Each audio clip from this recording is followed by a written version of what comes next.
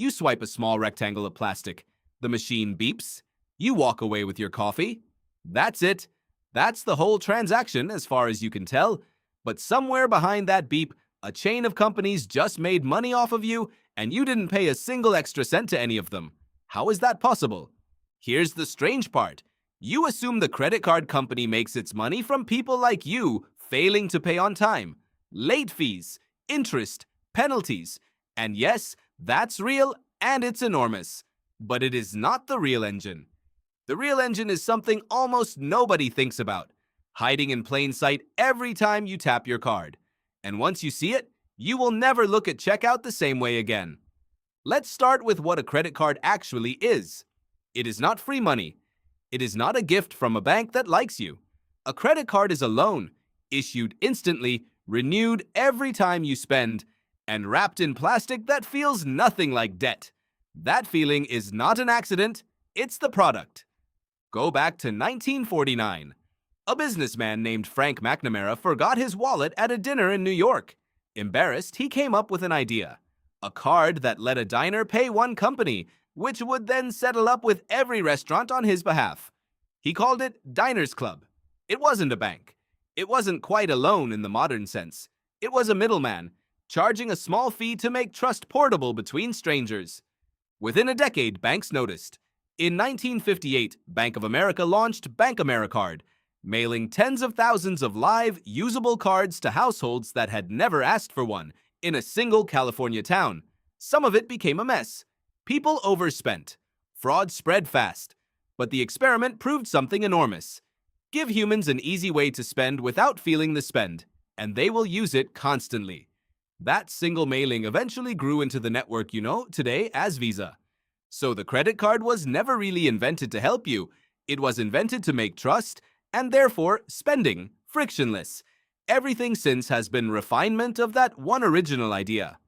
In 1986, a researcher named Richard Feinberg at Purdue University ran an experiment that changed how marketers think about money forever. He put people in a room and asked them to shop. Some saw credit card logos nearby. Others didn't. The people near the logos spent more. Not a little more. Significantly more. Just seeing the symbol of a credit card made people willing to pay higher prices for the exact same items. Why would a symbol do that? Because cash hurts. Handing over paper money activates something psychologists call the pain of paying. Your brain registers a small loss every time bills leave your hand. A credit card removes that sting. There's no stack of bills getting thinner. There's just a tap, a beep, and a receipt you probably won't read. The pain is delayed, disguised, and dramatically reduced. Researchers Drazen Prelek and Duncan Semester at MIT tested this directly in the early 2000s. They ran a mock auction for the same event tickets. Half the bidders were told they'd pay in cash. Half were told they'd pay by credit card. The credit card bidders offered, on average, roughly double what the cash bidders offered. Same tickets, same value, double the willingness to pay. The only difference was the method of payment. Sit with that for a second. The card itself was changing how much a human brain believed something was worth. Not the object, not the need, just the plastic in their hand. This is where the real business model begins to take shape. Every time you swipe or tap, the merchant, the coffee shop, the clothing store, the airline pays a small fee to the card network for the privilege of accepting that card. It's called an interchange fee, and it typically runs between 1% and 3% of your purchase. You never see it. It's baked into the price of everything you buy, spread invisibly across every customer, whether they use a card or not. That fee gets split between the bank that issued your card and the network that processed it. Companies like Visa and MasterCard. Multiply that tiny percentage by trillions of dollars in global transactions every single year, and you start to understand why this industry doesn't need you to miss a single payment to become one of the most profitable sectors on earth. Notice what's actually happening structurally here. There are 4 parties in almost every swipe. You, the merchant, the bank that issued your card, and the network that carries the signal between them. Networks like Visa and MasterCard don't lend you money at all. They don't carry the risk of you defaulting. They simply own the rails that the transaction runs on, and they collect a toll for every single ride. It's less like a casino and more like owning the highway that leads to the casino. Cars pass whether they win or lose inside. The toll gets collected either way. That's why the card networks themselves report some of the highest profit margins of any public companies on Earth year after year, largely untouched by whether any individual cardholder pays their bill. But here's the twist: almost nobody clocks. The card companies want you spending more, not spending recklessly. A cardholder who pays off the balance every month, someone banks quietly call a transactor, is still deeply profitable. Every swipe generates a fee. Every fee adds up. The interchange system means the bank earns money on responsible use just as surely as on debt. So why do interest and late fees exist at all? Because roughly half of cardholders don't pay in full. They carry a balance, and once a balance exists, the interest rate kicks in, often north of 20% annually, compounding month over month, quietly turning a single unpaid purchase into a debt that can take years to fully clear. That population, the revolvers, generates the second massive river of profit. Between interchange fees on the responsible spenders and interest on the ones who fall behind, the system is built to profit no matter which type of person you are. Banks even have a name for the customers they least prefer: deadbeats, not an insult. An internal term for people who pay their balance in full every month, avoiding interest entirely. The industry actually needs a healthy population of both types, because a card portfolio made entirely of on-time payers would earn only interchange, while a portfolio made entirely of struggling borrowers would eventually collapse under defaults. The blend is deliberate. The blend is the business. This is what economist George Lowenstein spent decades documenting. He and his collaborators found that the format of payment reshapes the psychology of spending far more than most people believe. Cash makes you a cautious animal. Cards make you a confident one. And confidence in a consumer economy is worth billions. Think about your ancestors for a second. For nearly all of human history, trade was tactile. You handed someone a coin, a bag of grain, a physical object of clear, felt value. Loss was immediate and visible. Your hand was lighter. Your pouch was thinner. The exchange registered in your body before your brain even finished the thought. The credit card severed that link on purpose. It replaced a felt loss with a delayed abstraction, a number on a statement that arrives weeks later, disconnected from the moment of desire that created it. Your ancient wiring for tracking loss simply never gets triggered at the register. You feel the joy of the purchase in real time.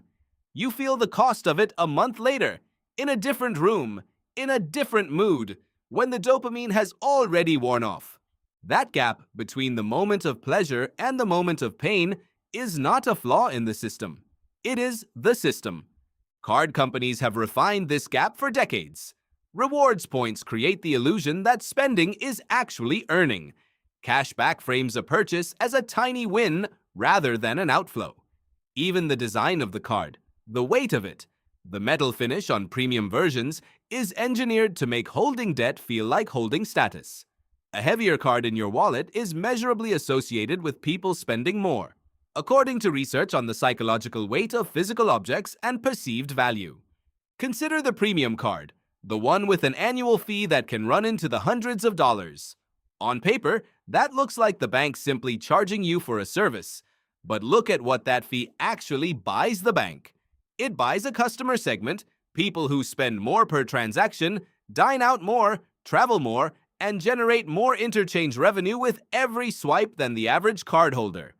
The annual fee isn't really the product. It's a filter, sorting high-value spenders into a card designed to keep them spending at that level, wrapped in perks that feel like rewards, but function like bait refreshed every 12 months. Even the reward itself is calibrated. Airlines and banks typically design point systems, so the effective value returned sits well below the extra spending those points encourage. You chase 2% back. You spend enough to feel the 2% was worth chasing. The bank keeps a healthy share of interchange revenue on every dollar you spent chasing it. It's a game with real prizes, engineered, so the house still wins on volume. So who is really the product here? You might assume the answer is the cardholder who racks up debt. But look closer, and the real profit engine is the merchant, quietly taxed on every single transaction, and the confident spender quietly nudged to buy more than they would have with cash in hand. The bank barely needs you to fail. It only needs you to keep tapping. This is why credit card companies spend fortunes acquiring new customers, often losing money in the first year through sign-up bonuses and rewards, betting on the long game. They know the data. They know that once a person starts using a card as their default method of paying for life, transaction volume rises and rises again for years. The bonus is bait. The habit is the harvest. Modern behavioral economists, building on Lowenstein's work, have shown that people using cards for everyday purchases spend between 10 and 30% more across a shopping trip compared with people using cash for the same goals. Not because they need more, because the felt cost of getting it has quietly disappeared. There's one more layer worth noticing, because it explains why the system has only gotten more effective, not less, over time. Every generation of payment technology has removed one more physical cue that used to slow you down. Cash required counting. Swiping a magnetic stripe required a pause and a signature. Chip cards required a few seconds of standing still. Contactless tap requires almost nothing at all, a fraction of a second, no signature, sometimes no glance at a screen. Each upgrade marketed as convenience also quietly deletes another moment where your brain might have asked whether you actually wanted this. Digital wallets on your phone push the abstraction even further. The card isn't even visible anymore. It's a face scan and a chime. The last physical trace of money, the shape of a card in your hand, is disappearing. And spending is becoming almost entirely a mental event rather than a physical one. Lowenstein's pain of paying was already faint with plastic. With a tap of glass, it barely registers at all. Here's the mirror moment. Think about the last time you tapped your card or your phone without even glancing at the total. Not because you didn't care about money, because the interface removed the moment where caring would have kicked in. That's not a personal failing. That's decades of behavioral research engineered into a 2-second beep. You walk away with your coffee, and somewhere behind that beep, a chain of companies just made money off of you. Not because you failed, because you succeeded exactly the way the system was built for you to.